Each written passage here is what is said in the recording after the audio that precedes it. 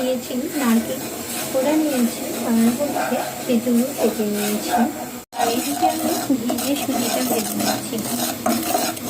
সুজি দিয়েছি, ভেজে নিচ্ছি। আর পানি ফুটে দিয়েছি, দিয়ে দিচ্ছি নারিকেল কোড়ানো এবং হচ্ছে খেজুরের গুড়। সব কিছু একসঙ্গে ভেজে নিচ্ছি। একটুখানি পানি দিয়ে দেবো।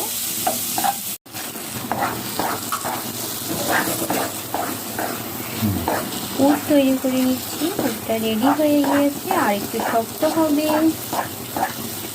কখন বুঝবেন যেটা হয়ে গিয়েছে? দেখেন প্যানের গায়ে কোনো কিছু লেগে যাচ্ছে না, তার মানে এটা হয়ে গেছে। আমি এই লাঠিতে নিয়েছি কলকাতা থেকে।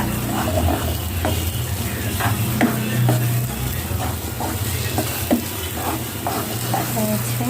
একা মানুষ, আমি একা হাতে আর কি এসব হয়, তবু বানিয়েছি। রোলের জন্য একটা বানিয়েছি, কোনটা বড় হয়েছে কোনটা ছোট হয়েছে। আর অন্য একটা ডিজাইনও বানিয়েছি।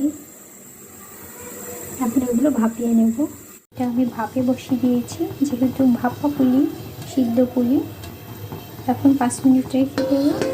হয়েছে, এখন উঠিয়ে দেবো। এই তো পুলি পিঠা রেডি হয়েছে। সিদ্ধ পুলি বানিয়েছি, একা হাতে সম্ভব না, তবুও বানিয়েছি।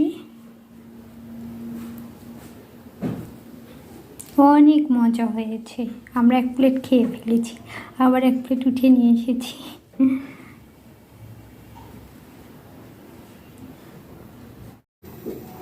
বানিয়েছি